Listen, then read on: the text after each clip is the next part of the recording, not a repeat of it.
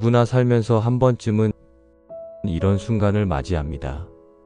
아무리 기도해도 하늘이 닫힌 것 같고 아무리 외쳐도 메아리조차 들리지 않는 침묵의 시간. 그럴 때 우리는 묻습니다. 하나님은 정말 계신가? 내 기도를 들으시기는 하는가?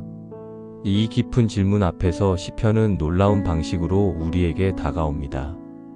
시편은 단순한 찬송가집이 아닙니다. 그것은 인간의 가장 날 것 그대로의 감정이 하나님 앞에 쏟아진 기록입니다. 절망과 기쁨, 분노와 감사, 의심과 확신이 한 권의 책 안에 공존합니다. 150편의 시편은 마치 인생의 모든 계절을 담은 거울과도 같습니다. 어떤 날엔 찬양이 터져 나오고 어떤 날엔 눈물로 얼룩진 탄식만이 남습니다. 시편 1편 1절은 이렇게 시작합니다. 복 있는 사람은 악인들의 꾀를 따르지 아니하며 죄인들의 길에 서지 아니하며 오만한 자들의 자리에 앉지 아니하고 오직 여호와의 율법을 즐거워하여 그의 율법을 주야로 묵상하는도다. 시편의 첫 문장은 우리에게 선택을 요구합니다. 세상의 길을 따를 것인가? 하나님의 말씀을 붙들 것인가? 이 선택이 우리 인생의 방향을 결정합니다. 시편은 단지 아름다운 시가 아니라 신앙의 여정 그 자체입니다. 우리가 하나님을 찬양할 때도, 하나님께 항의할 때도, 심지어 하나님을 의심할 때조차도 시편은 우리와 함께합니다. 이 책은 우리에게 말합니다. 하나님 앞에서는 가면을 쓸 필요가 없다고, 있는 그대로의 모습으로 그분께 나아가도 된다고. 시편을 읽다 보면 놀라운 발견을 하게 됩니다. 가장 깊은 절망 속에서도 찬양이 터져 나오고 가장 큰 고통 가운데서도 감사가 흘러나옵니다. 이것은 인간의 긍정적 사고가 아닙니다. 이것은 하나님의 신실하심을 경험한 자들의 고백입니다. 그들은 상황이 바뀌지 않았을 때조차 하나님의 성품을 붙들었습니다. 시편의 저자들은 완벽한 사람들이 아니었습니다. 다윗은 간음과 살인을 저질렀고 아삽은 질투와 불공평함에 괴로워했으며 고라 자손들은 포로의 슬픔을 노래했습니다. 그러나 그들 모두는 한 가지 공통점이 있었습니다. 그들은 자신의 진실한 마음을 하나님께 드렸고 하나님은 그 진실함을 받으셨습니다. 오늘 우리는 시편 전체를 통해 하나님이 어떤 분이신지 그리고 우리가 어떻게 그분의 음성을 들을 수 있는지를 발견하게 될 것입니다. 때로는 찬양으로, 때로는 탄식으로, 때로는 침묵으로 하나님께 나아가는 법을 배우게 될 것입니다. 시편은 우리를 초대합니다. 단순히 시를 읽는 자리가 아니라 하나님과 진실하게 대화하는 자리로. 다음은 시편에서 가장 먼저 우리에게 제시되는 두 가지 길에 대해 이야기 나누겠습니다. 두 가지 길, 복과 멸망의 갈림길. 인생은 선택의 연속입니다. 매일 아침 눈을 뜰 때마다 우리는 어떤 길로 갈 것인지를 결정합니다.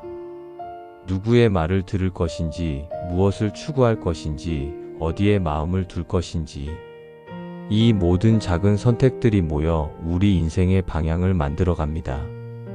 시편은 바로 이 지점에서 시작합니다. 선택의 기로에 선 우리에게 두 가지 길을 보여주며 말합니다.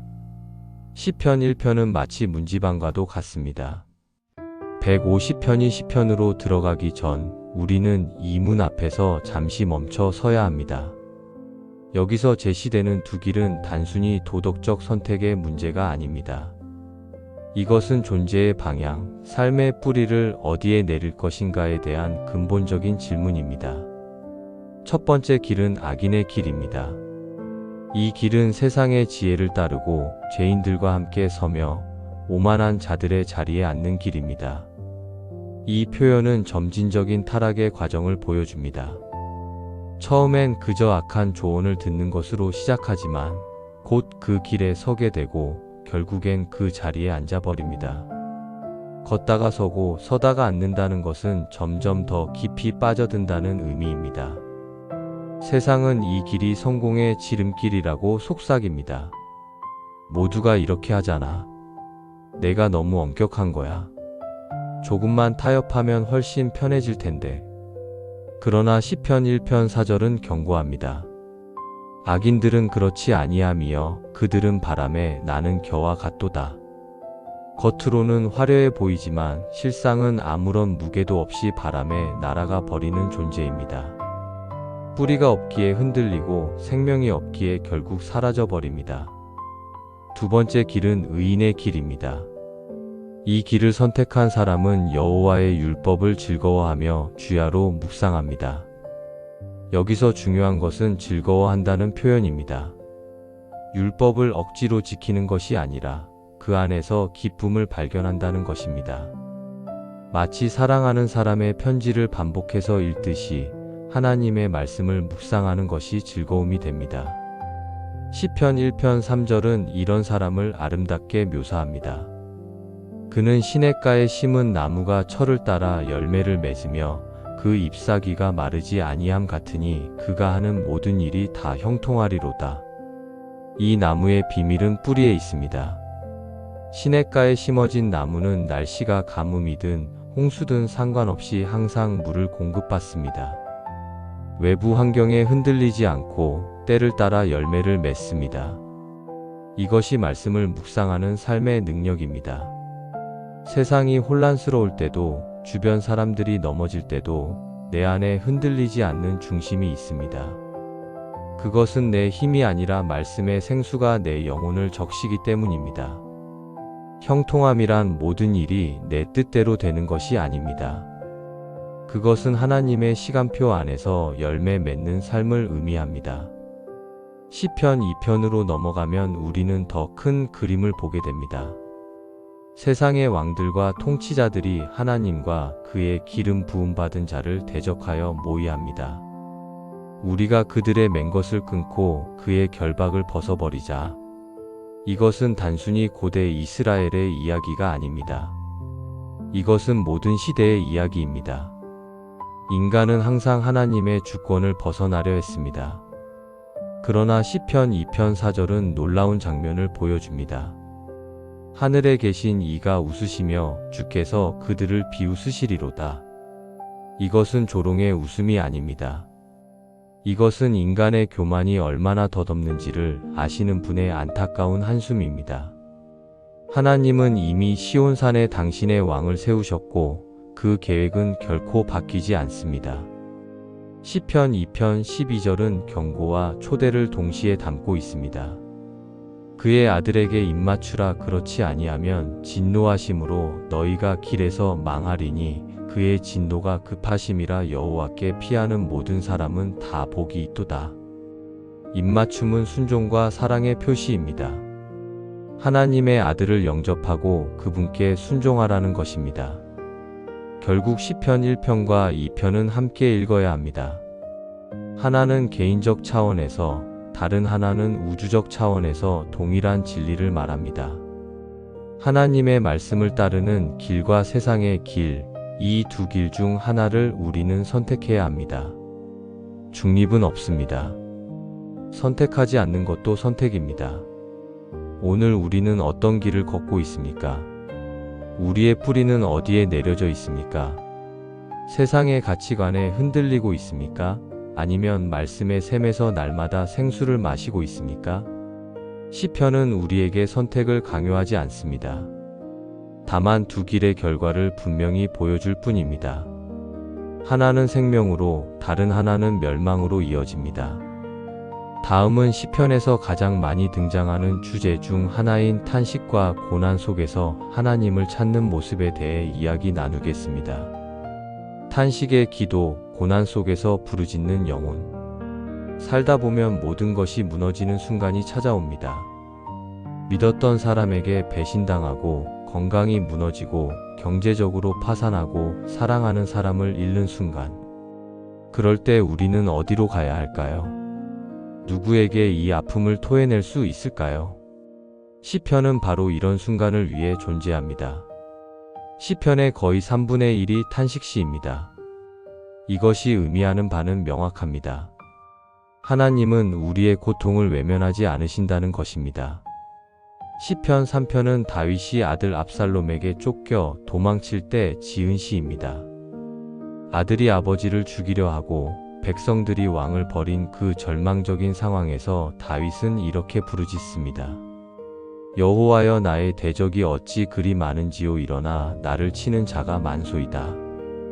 이것은 단순한 하소연이 아닙니다. 이것은 하나님께 드리는 정직한 기도입니다. 많은 사람들이 오해합니다. 신앙생활을 하면 항상 긍정적이어야 하고 항상 감사해야 하고 절대 부정적인 말을 해서는 안 된다고 생각합니다.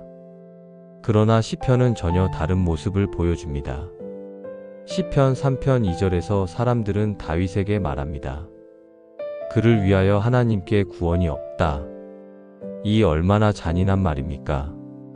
그러나 다윗은 이 말까지도 하나님 앞에 있는 그대로 토해냅니다. 시편 4편으로 넘어가면 또 다른 탄식이 등장합니다. 내가 부를 때에 응답하소서. 나의 의로우신 하나님이여, 곤란 중에 나를 너그럽게 하셨사오니 나를 긍휼히 여기사 나의 기도를 들으소서. 여기서 주목할 점은 다윗이 과거의 경험을 기억한다는 것입니다. 곤란 중에 나를 너그럽게 하셨사오니라는 고백은 과거에 하나님이 응답하셨던 경험이 현재의 기도에 힘을 준다는 것을 보여줍니다. 시편 6편은 더욱 절박합니다. 여호와여, 주의 분으로 나를 책망하지 마시고 주의 진노로 나를 징계하지 마소서. 다윗은 자신이 죄를 지었음을 압니다. 그러나 그는 정죄가 아닌 회복을 구합니다. 시편 6편 6절부터 7절을 보면 다윗의 탄식이 얼마나 깊은지 알 수 있습니다. 내가 탄식함으로 피곤하여 밤마다 눈물로 내 침상을 띄우며 내 요를 적시나이다. 내 눈이 근심으로 말미암아 쇠하며 내 모든 대적으로 말미암아 어두워졌나이다. 이것은 과장이 아닙니다. 이것은 깊은 고통 속에 있는 사람의 정직한 고백입니다. 밤새도록 울어서 베개가 젖고 눈이 부어서 제대로 볼 수 없는 상태. 우리 중 누가 이런 경험을 하지 않았습니까? 그러나 놀라운 반전이 일어납니다. 시편 6편 8절부터 10절까지를 보십시오. 행악하는 너희는 다 나를 떠나라. 여호와께서 내 곡성을 들으셨도다. 여호와께서 내 간구를 들으셨으니 여호와께서 내 기도를 받으시리로다. 탄식이 확신으로 바뀌는 순간입니다. 무엇이 이 변화를 가져왔습니까? 상황이 바뀐 것이 아닙니다. 다윗은 여전히 대적들에게 둘러싸여 있습니다. 그러나 그는 기도하는 중에 하나님의 응답을 경험했습니다. 하나님이 자신의 기도를 들으셨다는 확신이 들어왔고 그 확신이 탄식을 찬양으로 바꾸었습니다. 시편 13편은 또 다른 형태의 탄식을 보여줍니다. 여호와여, 어느 때까지니까 나를 영원히 잊으시나이까? 주의 얼굴을 나에게서 언제까지 숨기시겠나이까? 이것은 하나님의 침묵에 대한 탄식입니다. 때로 하나님은 말씀하지 않으시는 것처럼 보입니다. 기도에도 응답이 없고 부르짖어도 침묵만 돌아올 때가 있습니다. 다윗은 4번이나 언제까지라고 묻습니다. 이것은 인내의 한계에 다다른 영혼의 절규입니다. 그러나 주목할 점은 다윗이 하나님을 떠나지 않는다는 것입니다. 그는 하나님께 항의하지만 하나님을 버리지는 않습니다. 오히려 더 깊이 하나님께 나아갑니다. 나의 하나님 여호와여, 나를 살펴 응답하소서. 내 눈을 밝히소서. 그리고 다시 한번 놀라운 반전이 일어납니다. 시편 13편 5절부터 6절을 보십시오. 나는 오직 주의 인자하심을 의지하였사오니 내 마음은 주의 구원을 기뻐하리이다. 여호와께서 나에게 은혜를 베푸셨으니 내가 여호와께 노래하리이다. 탄식으로 시작한 시가 찬양으로 끝납니다. 이것이 시편 탄식시의 패턴입니다. 시편 22편은 예수님께서 십자가에서 인용하신 시편입니다. 나의 하나님이여, 나의 하나님이여, 어찌 나를 버리셨나이까? 어찌 나를 멀리하여 돕지 아니하시오며 내 신음하는 소리를 듣지 아니하시나이까? 이 절규는 인간이 경험할 수 있는 가장 깊은 고통을 담고 있습니다. 하나님께 버림받았다는 느낌입니다. 그러나 이 시편도 결국 찬양으로 끝납니다. 시편 22편 22절부터 24절을 보면 내가 주의 이름을 내 형제들에게 선포하고 회중 가운데에서 주를 찬송하리이다. 여호와를 두려워하는 너희들아, 그를 찬송할지어다. 야곱의 모든 자손들아, 그에게 영광을 돌릴지어다. 너희 이스라엘 모든 자손들아, 그를 경외할지어다. 그는 공고한 자의 공고를 멸시하거나 싫어하지 아니하시며 그의 얼굴을 그에게서 숨기지 아니하시고 그가 울부짖을 때에 들으셨도다. 이것이 탄식시의 핵심입니다. 하나님은 우리의 고통을 멸시하지 않으십니다. 우리의 울부짖음을 외면하지 않으십니다. 그분은 듣고 계십니다. 비록 즉시 응답하지 않으시는 것처럼 보일지라도 그분은 우리의 기도를 받으십니다. 그리고 그분의 때에 응답하십니다.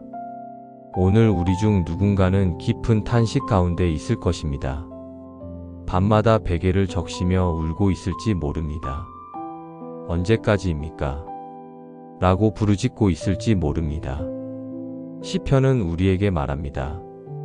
그 탄식을 숨기지 말라고, 정직하게 하나님께 쏟아부으라고. 하나님은 우리의 진실한 고백을 기다리십니다. 가면 쓴 찬양보다 눈물로 드리는 탄식을 더 기뻐하십니다. 다음은 시편에서 하나님의 보호하심과 인도하심을 노래하는 시편들에 대해 이야기 나누겠습니다. 목자이신 하나님, 인도하시고 보호하시는 분. 길을 잃은 것 같은 순간이 있습니다. 앞으로 나아가야 할지, 뒤로 물러나야 할지, 아니면 그저 멈춰 서야 할지 알 수 없는 막막한 시간. 그럴 때 우리에게 필요한 것은 지도가 아니라 인도자입니다. 혼자 길을 찾을 수 없을 때 누군가 우리의 손을 잡고 함께 걸어주는 존재. 시편 23편은 바로 그런 하나님을 노래합니다. 여호와는 나의 목자시니 내게 부족함이 없으리로다. 이 한 문장에 모든 것이 담겨 있습니다. 목자와 양의 관계는 단순한 비유가 아닙니다. 당시 이스라엘에서 목자는 양과 함께 먹고 자며 양을 위해 목숨을 거는 존재였습니다. 목자는 양의 이름을 하나하나 알고 양의 상태를 파악하며 양이 필요한 것을 공급하는 사람이었습니다. 그가 나를 푸른 풀밭에 누이시며 쉴만한 물가로 인도하시는도다.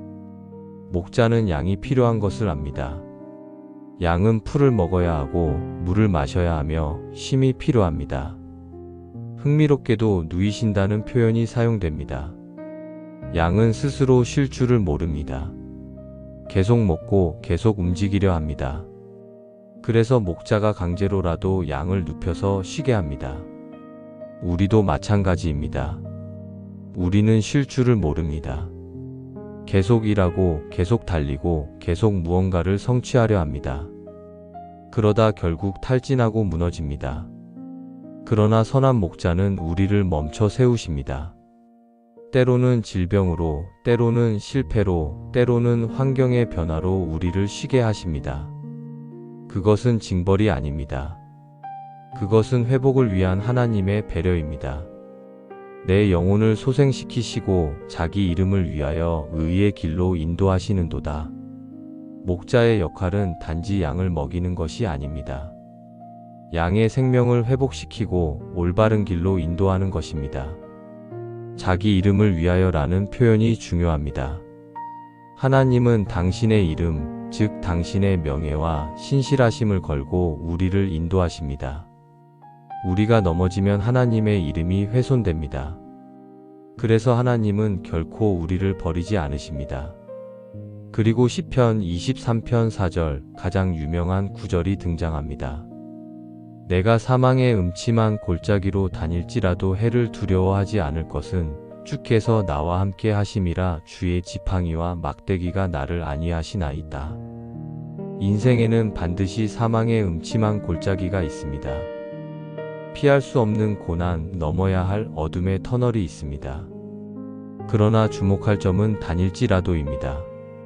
머물지라도가 아닙니다.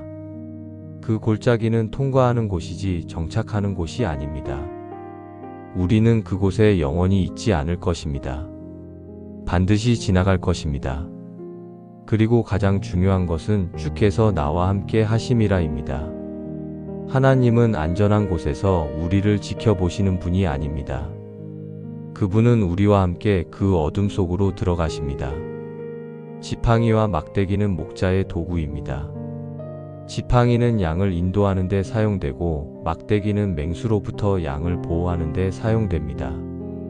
이 두 가지가 양에게 안위가 되는 이유는 목자가 가까이 있다는 증거이기 때문입니다. 우리 인생에도 하나님의 지팡이와 막대기가 있습니다. 때로는 훈육으로, 때로는 보호로 우리를 인도하십니다. 시편 23편 5절은 더욱 놀랍습니다. 주께서 내 원수의 목전에서 내게 상을 차려주시고 기름을 내 머리에 부으셨으니 내 잔이 넘치나이다. 하나님은 우리의 원수들이 보는 앞에서 우리를 높이십니다. 이것은 복수가 아닙니다. 이것은 하나님의 신실하심을 증명하는 것입니다. 우리를 비웃던 자들이, 우리를 멸시하던 자들이 하나님께서 우리를 회복시키시는 것을 목격하게 됩니다. 기름을 내 머리에 부으셨으니는 기쁨과 영광의 표시입니다. 고대 근동에서 기름을 머리에 붓는 것은 귀한 손님을 환대하는 방식이었습니다. 하나님은 우리를 종이 아닌 친구로, 머슴이 아닌 자녀로 대우하십니다. 내 잔이 넘치나이다는 단순히 충분함이 아닙니다. 그것은 넘치는 은혜, 감당할 수 없을 만큼의 축복을 의미합니다. 시편 23편 6절로 마무리됩니다. 내 평생의 선하심과 인자하심이 반드시 나를 따르리니 내가 여호와의 집에 영원히 살리로다. 반드시라는 확신이 있습니다. 하나님의 선하심과 인자하심은 우리가 잡으려 애쓰는 것이 아니라 우리를 뒤따라오는 것입니다. 우리가 도망칠 때도, 넘어질 때도, 실패할 때도 하나님의 선하심은 우리를 포기하지 않고 계속 따라옵니다. 시편 27편도 하나님의 보호하심을 노래합니다. 여호와는 나의 빛이요 나의 구원이시니 내가 누구를 두려워하리요. 여호와는 내 생명의 능력이시니 내가 누구를 무서워하리요. 빛과 구원, 이 두 단어가 모든 두려움을 물리칩니다. 어둠이 두려운 이유는 무엇이 있는지 보이지 않기 때문입니다. 그러나 빛이 있으면 두려움이 사라집니다. 다윗은 시편 27편 4절에서 자신의 가장 깊은 소원을 고백합니다. 내가 여호와께 바라는 한 가지 일 그것을 구하리니 곧 내가 내 평생에 여호와의 집에 살면서 여호와의 아름다움을 바라보며 그의 성전에서 사모하는 그것이라. 많은 것을 구하지 않습니다. 단 한 가지, 하나님과 함께 거하는 것. 이것이 다윗의 최고 소원이었습니다. 왜 하나님의 집에 거하기를 원합니까? 시편 27편 5절이 답합니다. 여호와께서 환난날에 나를 그의 초막 속에 비밀히 지키시고 그의 장막 은밀한 곳에 나를 숨기시며 바위 위에 높이 두시리로다. 하나님의 임재 안에 있을 때 우리는 가장 안전합니다. 세상의 어떤 요새도, 어떤 경호원도 줄 수 없는 안전이 하나님의 품 안에 있습니다. 시편 46편은 더욱 강력한 확신을 선포합니다. 하나님은 우리의 피난처시요 힘이시니 환난 중에 만날 큰 도움이시라. 그러므로 땅이 변하든지 산들이 흔들려 바다 가운데에 빠지든지 바닷물이 솟아나고 뛰놀든지 그것이 넘침으로 산들이 흔들릴지라도 우리는 두려워하지 아니하리로다. 이것은 단순한 긍정적 사고가 아닙니다. 이것은 하나님의 주권에 대한 절대적 신뢰입니다. 가장 극단적인 재앙을 상상해 보십시오. 땅이 흔들리고 산이 무너지고 바다가 범람하는 상황. 인간이 통제할 수 없는 자연의 힘 앞에서도 우리는 두려워하지 아니하리로다라고 고백합니다. 왜 그럴 수 있습니까? 시편 46편 7절이 답합니다. 만군의 여호와께서 우리와 함께 하시니 야곱의 하나님은 우리의 요새이시로다. 함께 하신다는 것이 핵심입니다. 하나님이 우리를 모든 고난에서 건져내신다는 보장은 없습니다. 그러나 하나님이 우리와 함께 그 고난 속에 계신다는 약속은 확실합니다. 그리고 그것으로 충분합니다.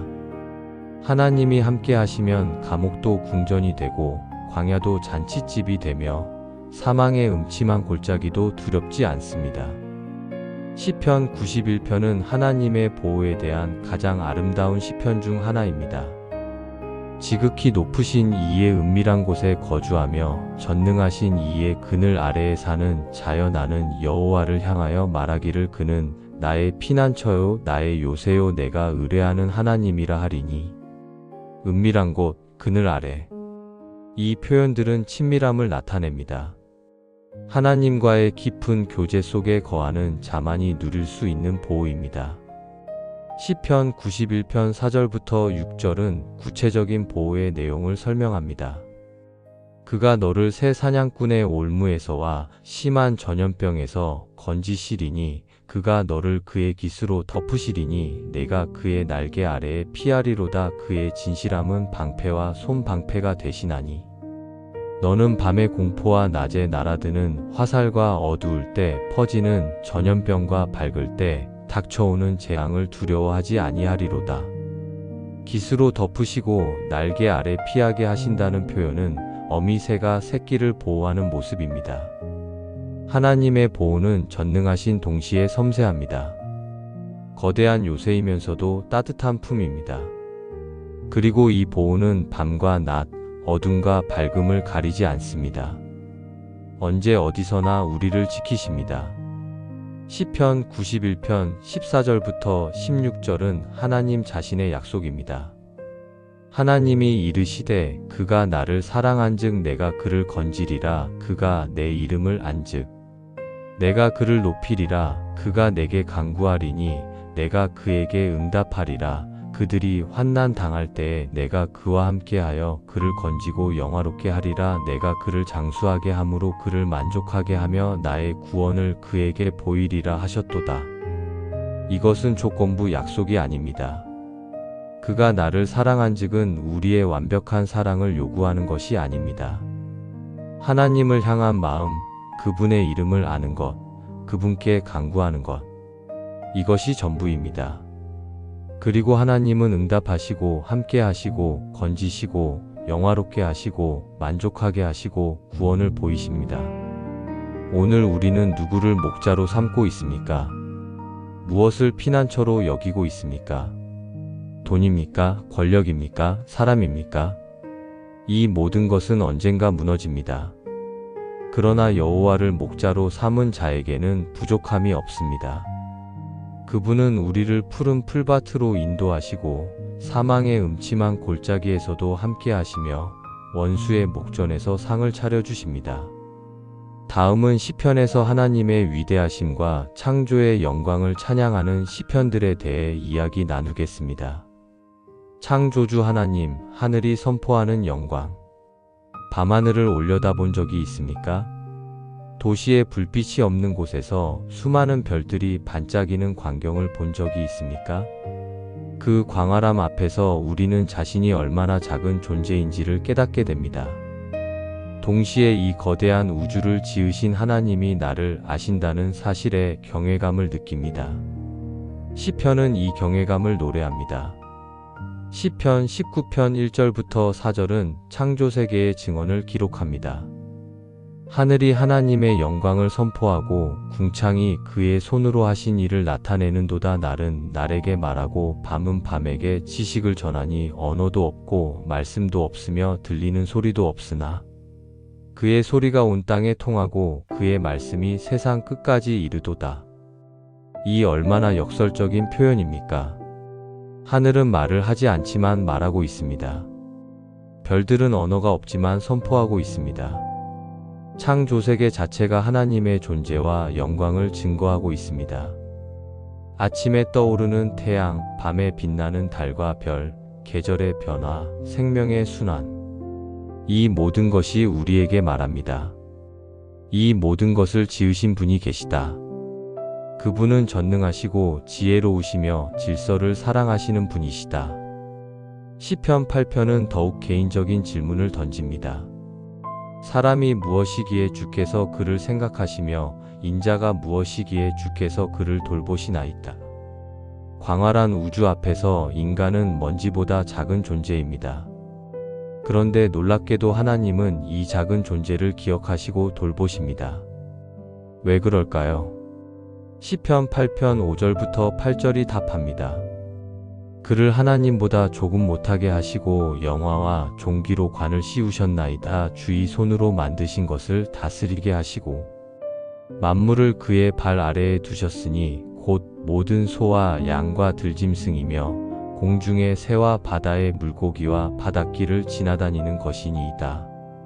하나님은 인간을 창조의 정점으로 만드셨고 관리자로 세우셨습니다. 이것은 인간의 교만을 정당화하는 것이 아닙니다. 오히려 큰 책임을 의미합니다. 하나님은 당신의 창조 세계를 인간에게 맡기셨습니다. 우리는 청지기입니다. 주인이 아니라 관리자입니다. 그러므로 우리는 창조 세계를 착취할 것이 아니라 보존하고 돌봐야 할 책임이 있습니다.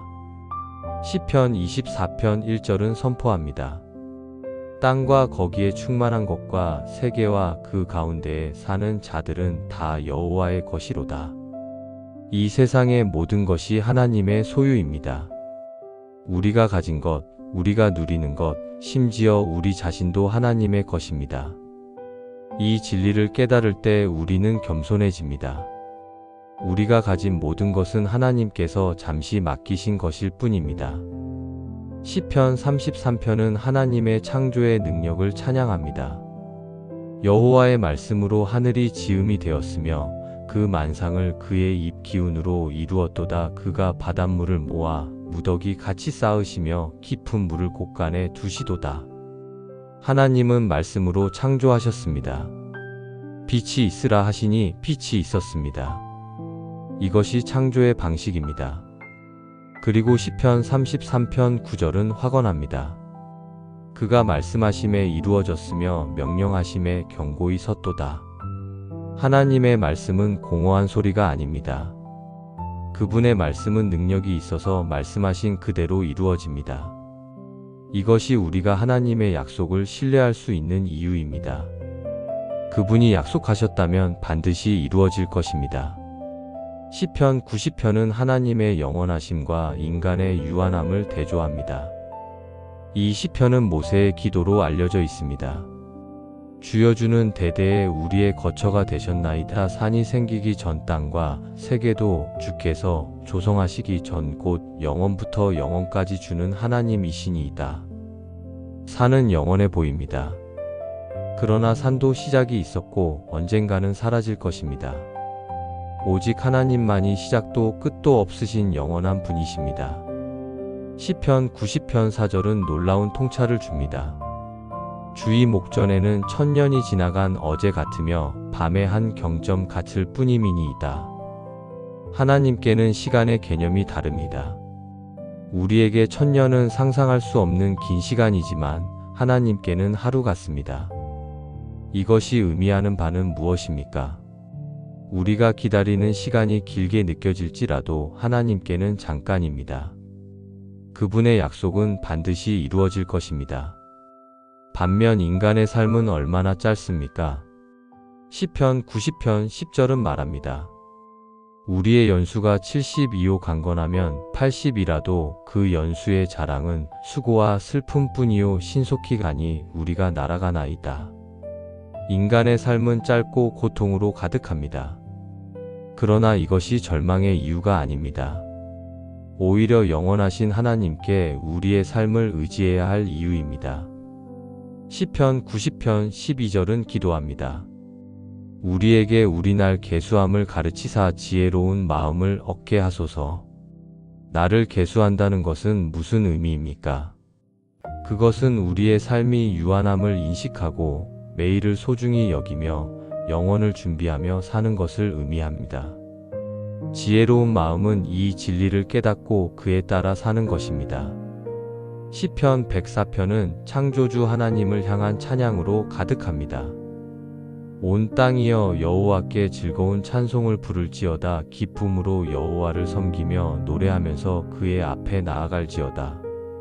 이것은 명령이지만 동시에 초대입니다. 즐거운 찬송, 기쁨으로 섬김, 노래하며 나아감. 이것이 창조주를 예배하는 방식입니다.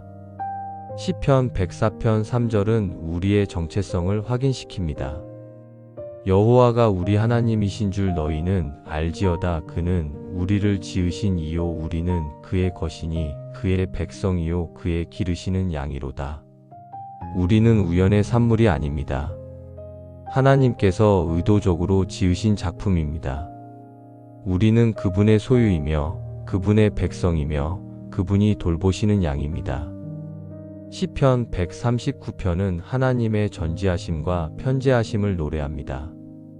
여호와여 주께서 나를 살펴보셨으므로 나를 아시나이다. 주께서 내가 앉고 일어섬을 아시며 멀리서도 나의 생각을 밝히 아시오며 나의 길과 눕는 것을 살펴보셨으므로 나의 모든 행위를 익히 아시오니 여호와여 내 혀의 말을 알지 못하시는 것이 하나도 없으시니이다. 이것이 우리에게 두려움을 줍니까? 아니면 위로를 줍니까? 하나님이 모든 것을 아신다는 사실은 우리의 죄를 숨길 수 없다는 의미이기도 하지만 동시에 우리의 고통을 아신다는 의미이기도 합니다. 우리가 말로 표현하지 못하는 아픔까지도 하나님은 아십니다. 이것은 큰 위로입니다. 시편 139편 7절부터 10절은 묻습니다. 내가 주의 영을 떠나 어디로 가며 주의 앞에서 어디로 피하리이까? 내가 하늘에 올라갈지라도 거기 계시며 스올에 내 자리를 펼지라도 거기 계시니 있다. 내가 새벽 날개를 치며 바다 끝에 가서 거주할지라도 거기서도 주의 손이 나를 인도하시며 주의 오른손이 나를 붙드시리이다. 우리는 하나님으로부터 도망칠 수 없습니다. 그러나 이것은 감시가 아니라 보호입니다. 시편 139편 13절부터 16절은 하나님의 창조하심을 고백합니다. 주께서 내 내장을 지으시며 나의 모태에서 나를 만드셨나이다. 내가 주께 감사하옴은 나를 지으심이 심히 기묘하심이라. 주께서 하시는 일이 기이함을 내 영혼이 잘 아나이다. 내가 은밀한 데서 지음을 받고 땅의 깊은 곳에서 기이하게 지음을 받았을 때에 나의 형체가 주의 앞에 숨겨지지 못하였으며 내 형질이 이루어지기 전에 주의 눈이 보셨으며 나를 위하여 정한 날이 하루도 되기 전에 주의 책에 다 기록이 되었나이다. 우리는 우연히 태어나지 않았습니다. 하나님은 우리가 모태에 있을 때부터 우리를 아셨고 우리의 모든 날을 계획하셨습니다. 이것이 우리 존재의 의미입니다. 우리는 하나님의 작품이며 그분의 계획 안에 있습니다. 그러므로 우리의 삶은 결코 무의미하지 않습니다. 오늘 밤하늘을 올려다 보십시오. 그 수많은 별들을 지으신 하나님이 당신의 이름을 아십니다. 당신의 머리카락 숱까지 세신 하나님이 당신을 사랑하십니다. 이 거대한 우주를 말씀으로 지으신 하나님이 당신의 작은 기도를 들으십니다. 이것이 복음입니다. 다음은 시편에서 죄에 대한 깊은 회개와 용서의 은혜를 노래하는 시편들에 대해 이야기 나누겠습니다. 회개의 눈물, 깨어진 마음을 받으시는 하나님. 누구나 돌이킬 수 없는 실수를 저지른 것 같은 순간이 있습니다. 양심의 가책이 밤잠을 설치게 하고 거울 속 자신의 모습을 마주하기조차 부끄러운 날들. 이제 너무 늦었어. 하나님께서 나를 용서하실 리 없어. 그런 절망의 목소리가 마음속에 울립니다.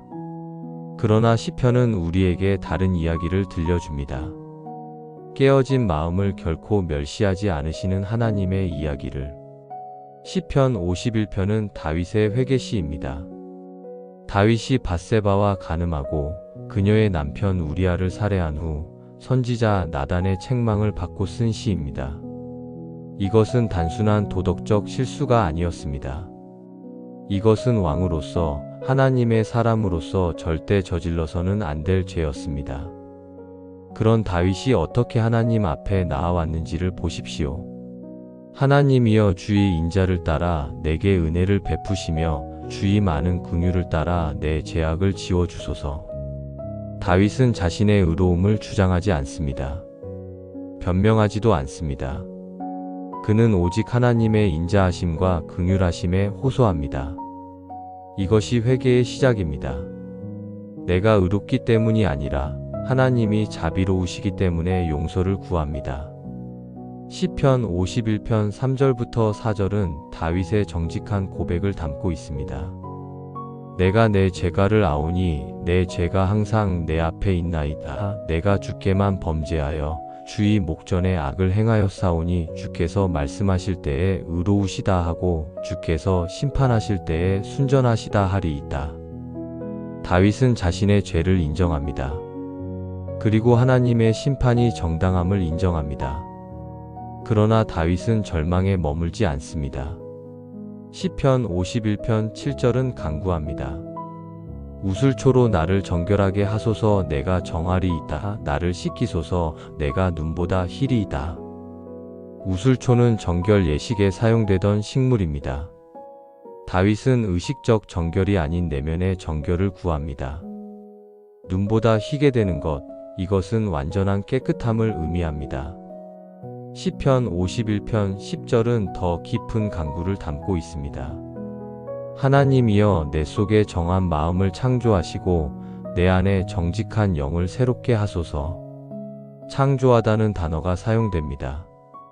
다윗은 단순한 개선이나 수리가 아닌 완전히 새로운 창조를 구합니다.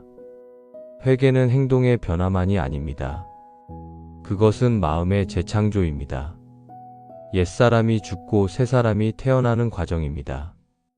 시편 51편 11절은 다윗의 가장 깊은 두려움을 드러냅니다. 나를 주 앞에서 쫓아내지 마시며 주의 성령을 내게서 거두지 마소서. 사울 왕에게서 성령이 떠나간 것을 목격한 다윗은 그것이 얼마나 끔찍한 일인지 알았습니다. 하나님의 임재를 잃는 것, 이것이 가장 큰 형벌입니다. 다윗은 어떤 벌도 받을 수 있지만 하나님과의 관계만은 잃고 싶지 않았습니다. 시편 51편 16절부터 17절은 회개의 핵심을 보여줍니다. 주께서는 제사를 기뻐하지 아니하시나니 그렇지 아니하면 내가 드렸을 것이라. 주는 번제를 기뻐하지 아니하시나이다. 하나님께서 구하시는 제사는 상한 심령이라. 하나님이여 상하고 통회하는 마음을 주께서 멸시하지 아니하시리이다. 하나님이 원하시는 것은 동물의 피가 아닙니다. 그것은 깨어진 마음, 통회하는 영혼입니다. 상한 심령, 상하고 통회하는 마음. 이 표현들은 자신의 죄로 인해 산산이 부서진 마음을 의미합니다. 교만이 깨지고 자기의가 부서지고 변명의 여지가 사라진 상태. 그런 마음을 하나님은 결코 멸시하지 않으십니다. 오히려 그것을 가장 귀한 제사로 받으십니다. 시편 32편은 죄를 고백하고 용서받은 자의 축복을 노래합니다. 허물의 사함을 받고 자신의 죄가 가려진 자는 복이 있도다. 마음에 간사함이 없고 여호와께 정죄를 당하지 아니하는 자는 복이 있도다. 용서받은 자의 복은 형벌을 면한 것만이 아닙니다. 그것은 하나님과의 관계가 회복된 것입니다.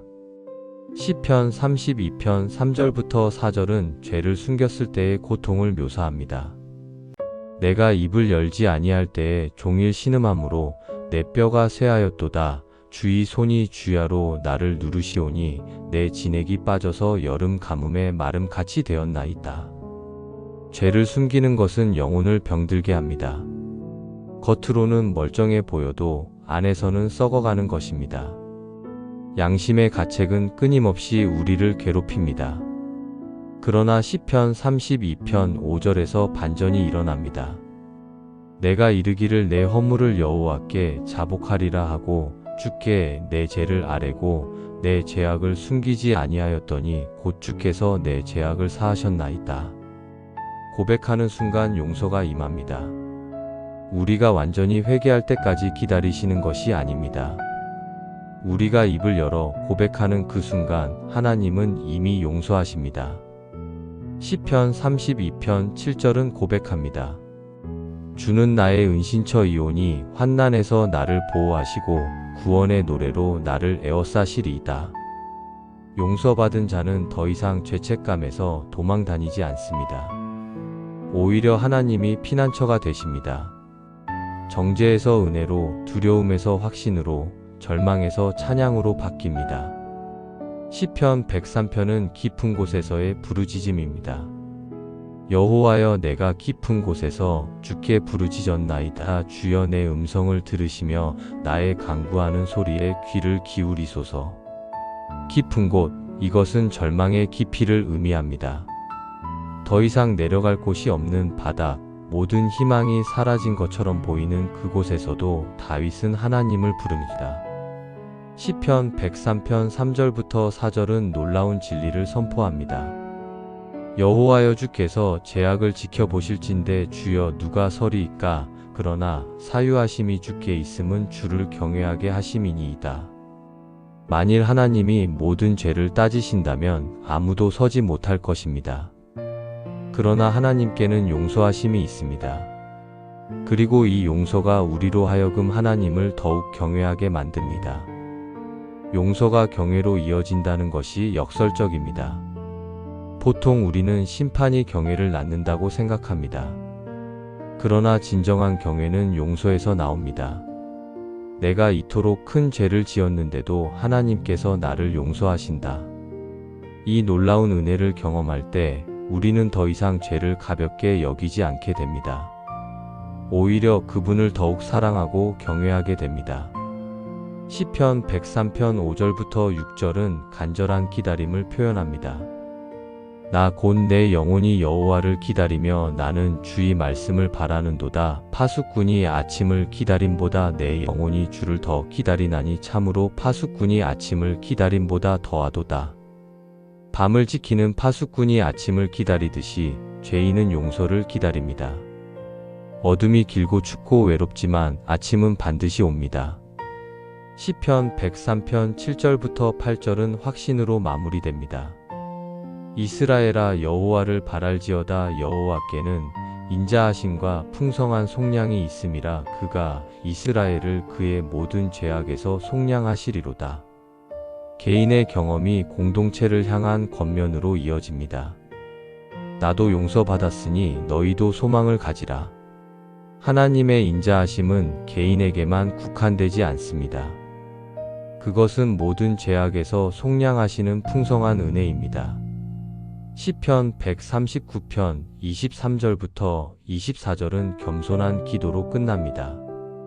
하나님이여, 나를 살피사 내 마음을 아시며 나를 시험하사 내 뜻을 아옵소서. 내게 무슨 악한 행위가 있나 보시고 나를 영원한 길로 인도하소서. 이것은 자신이 완벽하다는 고백이 아닙니다. 오히려 자신이 보지 못하는 죄까지도 하나님께서 보시고 정결하게 해달라는 기도입니다. 진정한 회개는 한 번으로 끝나지 않습니다. 그것은 평생의 여정입니다. 날마다 하나님 앞에서 자신을 점검하고 숨겨진 죄를 드러내 달라고 기도하며 영원한 길로 인도해 달라고 간구하는 삶. 이것이 회개하는 삶입니다. 오늘 당신이 지은 죄가 아무리 크다 할지라도 하나님의 은혜는 그보다 더 큽니다. 당신이 얼마나 깊은 곳에 빠졌든지 하나님의 손은 그보다 더 깊이 내려옵니다. 상하고 통회하는 마음으로 그분께 나아가십시오. 그분은 결코 당신을 멸시하지 않으실 것입니다. 오히려 당신을 일으켜 세우시고 구원의 노래로 에워싸실 것입니다. 다음은 시편에서 하나님의 말씀을 향한 사랑과 그 말씀 안에 거하는 삶에 대해 이야기 나누겠습니다. 말씀 사랑, 영혼의 양식이신 하나님의 말씀. 배고픈 만큼 절실한 피로는 없습니다. 며칠을 굶어본 사람은 압니다. 음식 생각밖에 나지 않는 그 절박함을. 그런데 시편 119편의 저자는 하나님의 말씀을 향해 그런 갈망을 표현합니다. 이것은 단순한 종교적 의무감이 아닙니다. 이것은 생존의 문제입니다. 말씀이 없으면 영혼이 굶주리고 죽어가는 것을 아는 사람의 절규입니다. 시편 119편은 성경에서 가장 긴 장입니다. 176절 전체가 하나님의 말씀을 찬양하고 그 말씀을 사모하며 그 말씀을 지키기를 간구하는 내용입니다. 거의 모든 절의 말씀, 율법, 법도, 증거, 계명, 규례, 판단, 말씀, 약속 등 하나님의 말씀을 지칭하는 단어가 등장합니다. 이것이 의미하는 바는 명확합니다. 말씀이 그의 삶 전체였습니다. 시편 119편 1절부터 3절로 시작합니다. 행위가 완전하여 여호와의 율법을 따라 행하는 자들은 복이 있으며 여호와의 증거들을 지키고 전심으로 여호와를 구하는 자는 복이 있도다. 진실로 그들은 불의를 행하지 아니하고 주의 도를 행하는도다. 복된 삶의 비결은 말씀을 따르는 것입니다. 이것은 율법주의가 아닙니다. 이것은 하나님과의 관계 안에서 그분의 뜻을 따라 사는 삶입니다. 시편 119편 9절부터 11절은 젊은이의 고백입니다. 청년이 무엇으로 그의 행실을 깨끗하게 하리이까? 주의 말씀만 지킬 따름이니이다. 내가 전심으로 주를 찾았사오니 주의 계명에서 떠나지 말게 하소서. 내가 주께 범죄하지 아니하려 하여 주의 말씀을 내 마음에 두었나이다. 유혹과 시험이 많은 젊은 시절, 어떻게 순결을 지킬 수 있습니까? 말씀을 마음에 두는 것입니다. 마음에 두었다는 표현이 중요합니다. 단순히 머리로 암기한 것이 아닙니다. 그것은 마음 깊은 곳에 새긴 것입니다. 말씀이 생각의 중심이 되고 판단의 기준이 되고 행동의 동기가 되는 것입니다. 그럴 때 우리는 죄에서 자유로워질 수 있습니다. 시편 119편 14절부터 16절은 기쁨을 표현합니다.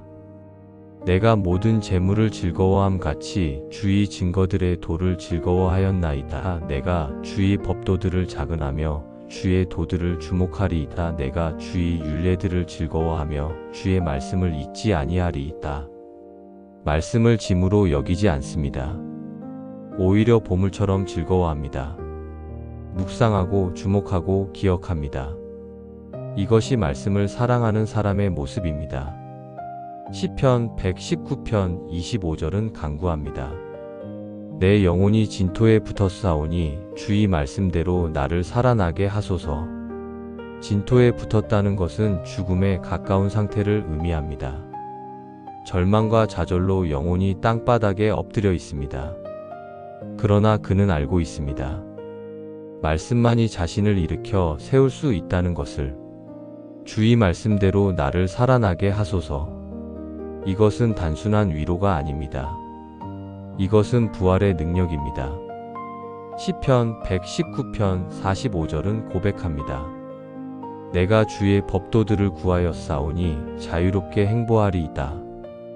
말씀이 우리를 속박한다고 생각하는 사람들이 있습니다. 그러나 진리는 정반대입니다. 말씀이 우리를 자유롭게 합니다. 죄의 속박에서, 두려움의 굴레에서, 세상의 기준에서 자유롭게 합니다. 말씀을 따르는 삶이 가장 자유로운 삶입니다. 시편 119편 72절은 가치관을 보여줍니다. 주의 입의 율법이 내게는 천천금은보다 좋으니이다. 천천금은 상상할 수 없는 부입니다. 그러나 하나님의 말씀은 그보다 더 귀합니다. 돈으로는 평안을 살 수 없고 금으로는 영생을 얻을 수 없습니다. 오직 말씀만이 진정한 보화입니다. 시편 119편 105절은 선포합니다. 주의 말씀은 내 발의 등이요 내 길의 빛이니이다. 어둠 속을 걷는 사람에게 등불이 얼마나 소중합니까? 한 걸음 한 걸음 안전하게 내디딜 수 있게 해줍니다. 말씀이 그런 역할을 합니다. 미래 전체를 다 보여주지는 않지만 지금 내가 내디뎌야 할 한 걸음을 비춰줍니다. 그것으로 충분합니다. 시편 119편 130절은 증언합니다. 주의 말씀들이 열리면 빛이 비치어 우둔한 사람들을 깨닫게 하나이다. 말씀이 열린다는 것은 단순히 읽는 것이 아닙니다. 그것은 성령의 조명하심으로 말씀의 의미가 드러나는 것입니다. 그때 빛이 비치고 어리석던 자가 지혜로워집니다. 학식이 아니라 계시로 깨닫게 됩니다. 시편 119편 161절부터 162절은 고백합니다. 고관들이 이유 없이 나를 박해하오나 나의 마음은 주의 말씀만을 경외하나이다. 사람이 큰 탈취물을 얻은 것처럼 나는 주의 말씀으로 말미암아 즐거워하나이다. 박해 속에서도 말씀을 붙듭니다. 그것이 두려움보다 크고 고통보다 달콤하며 보물보다 귀하기 때문입니다. 시편 119편 174절부터 176절로 끝맺습니다.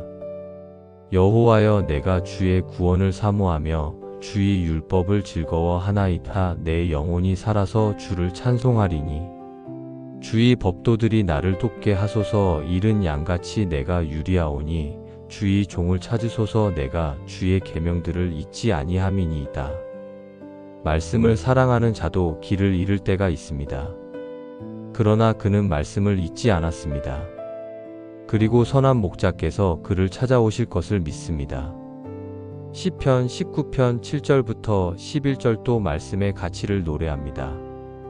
여호와의 율법은 완전하여 영혼을 소생시키며 여호와의 증거는 확실하여 우둔한 자를 지혜롭게 하며 여호와의 교훈은 정직하여 마음을 기쁘게 하고 여호와의 계명은 순결하여 눈을 밝게 하시도다. 여호와를 경외하는 도는 정결하여 영원까지 이르고 여호와의 법도들은 진실하여 다 의로우니 금 곧 많은 순금보다 더 사모할 것이며 꿀과 송이꿀보다 더 달도다. 말씀이 하는 일들을 보십시오. 영혼을 소생시키고 지혜롭게 하고 마음을 기쁘게 하고 눈을 밝게 합니다. 그리고 영원까지 이릅니다. 이 세상에 어떤 것도 이런 일을 할 수 없습니다. 말씀은 금보다 귀하고 꿀보다 답니다. 재물은 위로를 주지 못하지만 말씀은 영혼을 살립니다. 오늘 우리는 하나님의 말씀을 얼마나 사모합니까? 하루에 몇 번이나 말씀을 묵상합니까? 우리의 결정을 내릴 때 말씀이 기준이 됩니까? 말씀이 우리 마음에 풍성히 거하고 있습니까? 시편 119편의 저자처럼 우리도 말씀을 생명보다, 재물보다, 명예보다 더 사랑해야 합니다. 그것만이 우리 영혼을 살리는 길입니다. 다음은 시편의 마지막 부분, 찬양으로 끝맺는 시편들을 통해 우리 삶 전체가 어떻게 찬양이 되어야 하는지에 대해 이야기 나누겠습니다. 찬양의 절정, 호흡이 있는 모든 것이 찬양할지어다. 때로 우리는 찬양할 이유를 찾지 못합니다.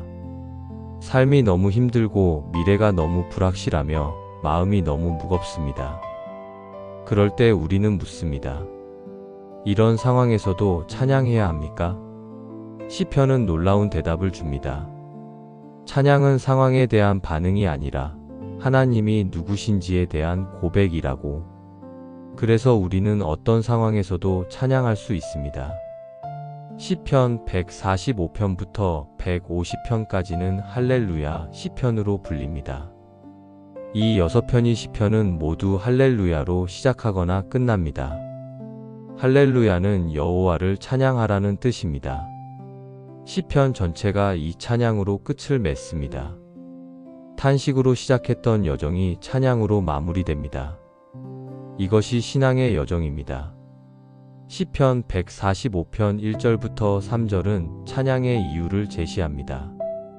할렐루야, 내 영혼아 여호와를 찬양할지어다. 내가 생존하는 동안 여호와를 찬양하며 내가 살아있는 한 내 하나님을 찬송하리로다. 권세 있는 자들을 의지하지 말며 도울 힘이 없는 인생도 의지하지 말지니 사람을 의지하면 실망합니다. 사람은 변하고 약속을 지키지 못하며 결국 죽습니다. 그러나 하나님은 영원히 신실하십니다. 시편 145편 7절부터 9절은 하나님이 하시는 일을 나열합니다. 여호와께서는 억눌린 사람들을 위하여 정의로 판단하시며 줄인 사람들에게 음식을 주시는 이시로다. 여호와께서는 갇힌 자들을 푸시는도다. 여호와께서는 맹인의 눈을 여시며 여호와께서는 비굴한 자들을 일으키시며 여호와께서는 의인들을 사랑하시며 여호와께서는 나그네들을 보호하시며 고아와 과부를 붙드시고 악인들의 길은 막으시는도다. 하나님은 약한 자들의 편이십니다. 억눌린 자, 줄인 자, 갇힌 자, 맹인, 비굴한 자, 나그네, 고아, 과부. 세상이 무시하고 버린 사람들을 하나님은 돌보십니다. 이것이 우리가 찬양해야 할 이유입니다. 우리도 한때 그런 약한 자들이었고 하나님이 우리를 일으켜 세우셨기 때문입니다. 시편 147편은 포로에서 돌아온 이스라엘의 찬양입니다. 여호와께서 예루살렘을 건설하시며 이스라엘의 쫓겨난 자들을 모으시며 상심한 자들을 고치시며 그들의 상처를 싸매시는도다. 바빌론 포로 생활 70년 그들은 모든 것을 잃었습니다. 성전도 도시도 정체성도 잃었습니다. 그러나 하나님은 그들을 다시 모으시고 상처를 싸매주십니다. 끝이 아니었습니다. 새로운 시작이었습니다. 시편 147편 4절은 하나님의 위대하심을 찬양합니다. 그는 별들의 수요를 세시고 그들의 이름을 다 부르시는도다. 수십억 개의 별들을 지으신 하나님이 각각의 이름을 아십니다. 이 얼마나 놀라운 일입니까? 그리고 그 하나님이 우리의 이름도 아십니다. 우리의 머리카락 수까지 세신 하나님이 우리를 잊지 않으십니다. 시편 148편은 온 피조물의 찬양을 초대합니다. 하늘에서 여호와를 찬양할지어다. 높은 곳에서 그를 찬양할지어다. 그의 모든 천사들아 그를 찬양할지어다. 그의 모든 군대들아 그를 찬양할지어다. 해와 달아 그를 찬양할지어다. 밝은 별들아 그를 찬양할지어다. 찬양은 인간만의 특권이 아닙니다. 온 우주가 창조주를 찬양합니다. 시편 148편 7절부터 12절은 계속됩니다. 땅에서 여호와를 찬양할지어다. 큰 바다 짐승들과 모든 깊은 바다여 불과 우박과 눈과 안개와 그의 말씀을 따르는 광풍이여 산들과 모든 작은 산들과 과목들과 모든 백향목이여 짐승과 모든 가축과 기는 것과 나는 새들아 세상의 모든 왕들과 모든 백성들과 고관들과 땅의 모든 재판관들이며 청년 남자들과 처녀들과 노인들과 어린이들아 하늘에서 땅까지 바다 깊은 곳부터 하늘 높은 곳까지 왕에서부터 어린아이까지 모든 피조물이 하나님을 찬양합니다. 왜 이렇게 온 우주가 찬양해야 합니까? 시편 148편 13절이 답합니다. 다 여호와의 이름을 찬양할지어다. 그의 이름이 홀로 높으시며 그의 영광이 땅과 하늘 위에 뛰어나심이로다. 하나님의 이름만이 높고 그분의 영광만이 참되기 때문입니다. 다른 모든 것은 지나가지만 하나님의 영광은 영원합니다. 시편 149편은 새 노래를 부르라고 권합니다. 새 노래로 여호와께 노래하며 성도들의 모임 가운데에서 찬양할지어다. 새 노래는 새로운 은혜를 경험한 자의 찬양입니다. 어제의 찬양이 아닌 오늘의 찬양, 과거의 간증이 아닌 현재의 고백. 하나님은 매일 새로운 은혜를 베푸시고 우리는 매일 새로운 찬양을 드려야 합니다. 시편 149편 4절부터 5절은 이스라엘을 향해 말합니다. 이스라엘은 자기를 지으신 이로 말미암아 즐거워하며 시온의 주민들은 그들의 왕으로 말미암아 즐거워할지어다. 춤추며 그의 이름을 찬양하며 소고와 수금으로 그를 찬송할지어다. 찬양은 조용한 묵상만이 아닙니다. 그것은 온 몸으로 표현하는 기쁨입니다. 춤추고 악기를 연주하며 소리 높여 찬송합니다. 왜 그렇게 기뻐합니까? 시편 149편 6절부터 7절이 답합니다. 여호와께서는 자기 백성을 기뻐하시며 겸손한 자들을 구원으로 아름답게 하심이로다. 성도들은 영광 중에 즐거워하며 그들의 침상 위에서 기쁨으로 노래할지어다. 하나님이 우리를 기뻐하십니다. 우리가 완벽해서가 아니라 우리가 그분의 백성이기 때문입니다. 그리고 그분은 겸손한 자를 구원으로 아름답게 하십니다. 시편 150편, 시편의 마지막 장은 찬양의 절정입니다. 이 짧은 13절 안에 찬양하라는 말이 13번 반복됩니다. 이것은 단순한 반복이 아닙니다. 이것은 점점 높아지는 크레센도, 찬양의 폭발입니다. 시편 150편 1절부터 2절은 어디서 찬양할 것인지를 말합니다. 할렐루야, 그의 성소에서 하나님을 찬양하며 그의 권능의 궁창에서 그를 찬양할지어다. 성소에서, 즉 하나님의 임재 가운데서 찬양하고 권능의 궁창에서, 즉 온 우주에서 찬양합니다. 찬양은 장소에 국한되지 않습니다. 어디서든 하나님을 찬양할 수 있습니다. 시편 150편 2절은 왜 찬양하는지를 말합니다. 그의 능하신 행동을 찬양하며 그의 지극히 위대하심을 따라 찬양할지어다. 하나님이 행하신 일들과 그분의 위대하심. 이것이 찬양의 이유입니다.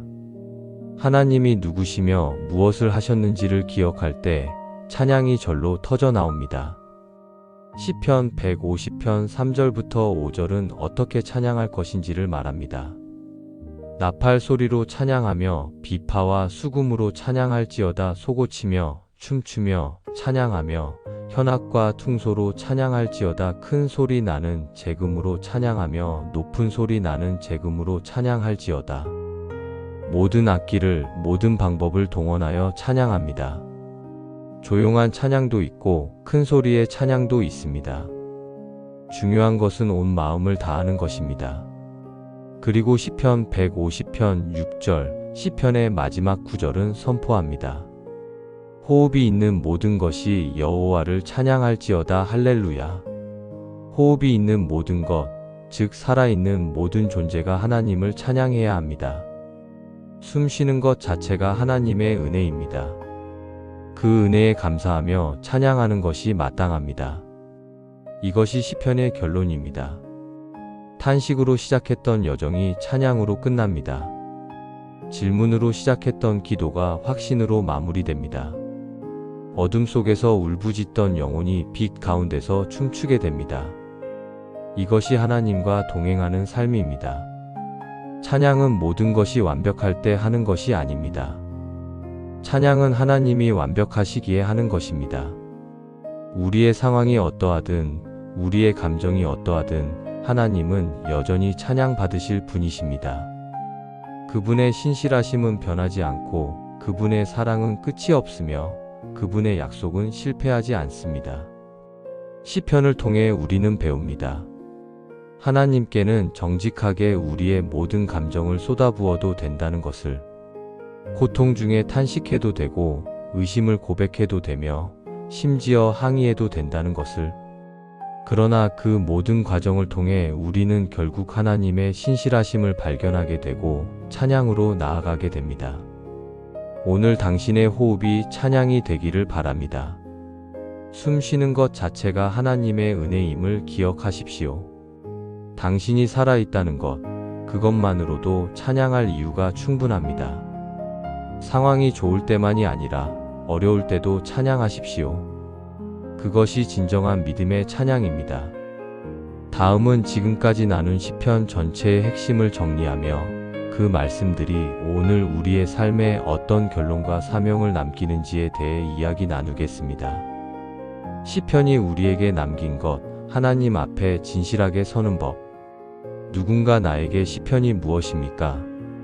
라고 물었을 때 나는 무엇이라고 대답할 수 있을까요? 단지 고대 이스라엘의 찬송가집이라고 말하는 것으로 충분하지 않을 것입니다. 시편은 그것 이상입니다. 시편은 인간의 영혼이 하나님과 씨름한 기록입니다. 기쁨과 슬픔, 확신과 의심, 찬양과 탄식이 한데 어우러진 인생의 교향곡입니다. 지금까지 우리는 시편의 여정을 함께 걸어왔습니다. 두 갈래 길 앞에서 선택을 고민했고 고난 속에서 탄식의 기도를 드렸으며 목자이신 하나님의 인도하심을 경험했습니다. 창조주의 위대하심 앞에 겸손해졌고 깨어진 마음으로 회개했으며 말씀을 사랑하는 법을 배웠습니다. 그리고 마침내 찬양의 절정에 이르렀습니다. 시편을 하나의 이야기로 되짚어보면 첫째, 시편은 우리에게 선택의 중요성을 가르칩니다. 시편 1편에서 제시된 두 길, 악인의 길과 의인의 길은 우리 인생 전체를 관통하는 주제입니다. 매 순간 우리는 선택해야 합니다. 세상의 가치관을 따를 것인가, 하나님의 말씀을 따를 것인가. 그 선택이 우리의 운명을 결정합니다. 둘째, 시편은 우리에게 정직의 용기를 줍니다. 시편의 저자들은 자신의 감정을 숨기지 않았습니다. 절망할 때는 절망을 토해냈고, 분노할 때는 분노를 표현했으며, 의심할 때는 의심을 고백했습니다. 그러나 그들은 그 모든 것을 하나님께 가져갔습니다. 사람에게가 아니라 하나님께. 이것이 진정한 신앙입니다. 셋째, 시편은 우리에게 하나님의 성품을 계시합니다. 목자이시고 창조주이시며 심판자이시고 구원자이신 하나님. 높고 거룩하시지만 동시에 가깝고 친밀하신 하나님. 전능하시지만 동시에 섬세하신 하나님. 시편을 통해 우리는 하나님이 단순히 권능의 하나님이 아니라 사랑의 하나님이심을 발견합니다. 넷째, 시편은 우리에게 회개의 길을 제시합니다. 시편 51편과 32편에서 보듯이 하나님은 완벽한 사람이 아니라 깨어진 마음을 찾으십니다. 우리가 얼마나 큰 죄를 지었든지 상하고 통회하는 마음으로 나아오면 하나님은 결코 멸시하지 않으십니다. 오히려 회복시키시고 다시 세우십니다. 다섯째, 시편은 우리에게 말씀의 가치를 가르칩니다. 시편 119편이 온통 말씀 사랑으로 가득한 이유가 있습니다. 말씀이 없으면 우리는 길을 잃습니다. 말씀이 우리 발의 등이요 길의 빛입니다. 금보다 귀하고 꿀보다 단 말씀을 날마다 묵상하는 것이 영혼의 양식입니다. 여섯째, 시편은 우리에게 공동체의 중요성을 보여줍니다. 많은 시편이 우리라는 단어를 사용합니다. 신앙은 개인적이지만 동시에 공동체적입니다. 우리는 함께 예배하고 함께 기도하며 함께 찬양합니다. 한 사람의 고통은 모두의 고통이고 한 사람의 기쁨은 모두의 기쁨입니다. 일곱째, 시편은 우리에게 인내의 지혜를 가르칩니다. 언제까지입니까? 라는 질문이 시편에 수없이 등장합니다. 하나님의 응답이 늦어질 때 우리는 초조해야 합니다. 그러나 시편의 저자들은 기다림 속에서도 신뢰를 잃지 않았습니다. 하나님의 시간표는 우리와 다르지만 반드시 최선의 때에 응답하신다는 것을 믿었습니다. 여덟째, 시편은 우리에게 찬양의 능력을 보여줍니다. 찬양은 상황에 대한 반응이 아니라 하나님께 대한 고백입니다. 그래서 우리는 고난 중에도 찬양할 수 있습니다. 찬양은 우리의 초점을 문제에서 하나님께로 옮깁니다. 그리고 그분을 바라볼 때 문제는 더 이상 그렇게 크게 보이지 않습니다. 아홉째, 시편은 우리에게 영원한 관점을 제공합니다. 우리의 삶은 짧지만 하나님은 영원하십니다. 우리의 고통은 잠시지만 하나님의 사랑은 영원합니다. 이 땅의 불의는 일시적이지만 하나님의 정의는 궁극적으로 승리합니다. 이 영원한 관점이 우리에게 현재의 고난을 견딜 힘을 줍니다. 열째, 시편은 우리에게 소망을 심어줍니다. 가장 어두운 탄식조차 결국 찬양으로 끝나는 것을 보았습니다. 이것은 단순한 낙관주의가 아닙니다. 이것은 하나님의 신실하심에 근거한 확고한 소망입니다. 밤이 아무리 길어도 아침은 반드시 옵니다. 고난이 아무리 깊어도 구원은 반드시 임합니다. 오늘 함께 나눈 이야기를 바탕으로 마음을 조용히 가다듬고 이 시간 함께 기도드립니다. 하나님 아버지, 시편을 통해 당신의 마음을 보게 하시니 감사합니다. 우리의 탄식을 외면하지 않으시고 우리의 의심을 정죄하지 않으시며 우리의 분노조차 받아주시는 아버지의 넓은 품을 발견하게 하시니 감사합니다. 주님, 우리도 시편의 저자들처럼 당신 앞에 정직하게 서기를 원합니다. 가면을 벗고 있는 그대로의 모습으로 당신께 나아가기를 원합니다. 기쁠 때는 찬양으로, 슬플 때는 탄식으로, 혼란스러울 때는 질문으로 당신께 나아가게 하소서. 상한 마음을 가진 이들을 불쌍히 여겨주시고 멸시하지 않으시는 당신의 은혜를 경험하게 하소서.